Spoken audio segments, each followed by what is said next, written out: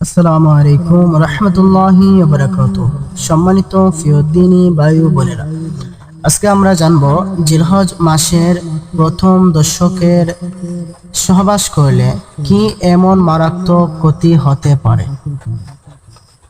এক নম্বর প্রশ্ন, কাদের জন্য জিলহজ মাসের প্রথম দশকে সহবাস করা নিষিদ্ধ?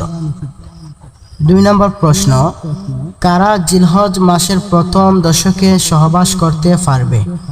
আমাদের 1 নম্বরের উত্তর হচ্ছে প্রথম জিলহজ হতে নবম জিলহজ পর্যন্ত, অর্থাৎ জিলহজের 1 তারিখ থেকে 9 তারিখ পর্যন্ত যারা নফল রোজা রাখবে তাদের জন্য সহবাস নিষিদ্ধ। কেননা আল্লাহ রাসূল সাল্লাল্লাহু আলাইহি সাল্লাম বলেন, যে ব্যক্তি রোজা রেখে সহবাস করবে তার রোজা তো ভঙ্গ হবে, সাথে ঈমান ও নষ্ট হবে। তাই আপনারা যারা রোজা রাখবেন তারা ওই দিন সহবাস থেকে বিরত থাকবেন।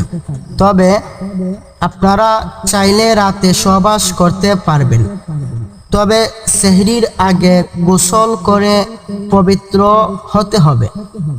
আমাদের 2 নম্বরের উত্তর হচ্ছে জিলহজ মাসের প্রথম দশকে, অর্থাৎ জিলহজ মাসের 1 তারিখ থেকে 9 তারিখ পর্যন্ত যারা নফল রোজা রাখবেন না তারা যে কোনো সময় সহবাস করতে পারবেন।